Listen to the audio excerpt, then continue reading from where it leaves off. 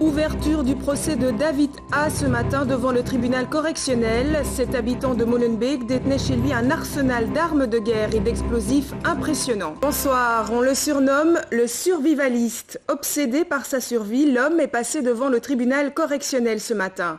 En 2013, la police a découvert chez lui à Molenbeek un véritable arsenal de guerre et un important stock de vivres. Reportage de Michel Gaillère et Anaïs Letiex. C'est un véritable arsenal de guerre que les policiers retrouvent dans cet immeuble en février 2013. Kalachnikov, munitions artisanales ou scanners pour écouter la police sont saisis. David Adam, le père de famille qui habitait là, est immédiatement arrêté. Il n'a pourtant jamais inquiété ses voisins. On se dit bonjour de temps en temps. À part ça, on n'a rien entendu par rapport aux armes ou quelque chose comme ça. Vous n'imaginiez pas qu'il se préparait à la fin du monde? Vraiment pas.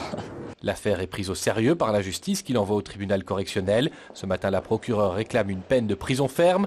L'avocat du prévenu présente lui son client comme paranoïaque relevant de la psychiatrie. Ce serait un survivaliste, c'est-à-dire un homme obsédé par sa survie en cas de fin du monde. À l'époque, c'est le cataclysme Fortis, les Chypriotes qui se font piquer leurs économies, etc., etc.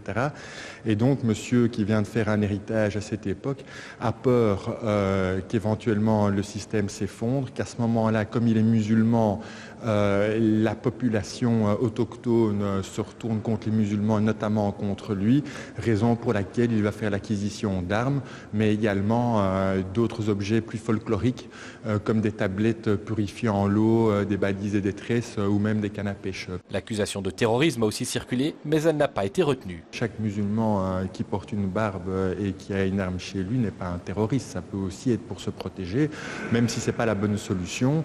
On sait que certaines personnes ont des armes pour se défendre. Le prévenu s'est excusé, il a reconnu que tout cela ne l'aiderait pas même en cas de catastrophe mondiale. Le tribunal se prononcera le mois prochain.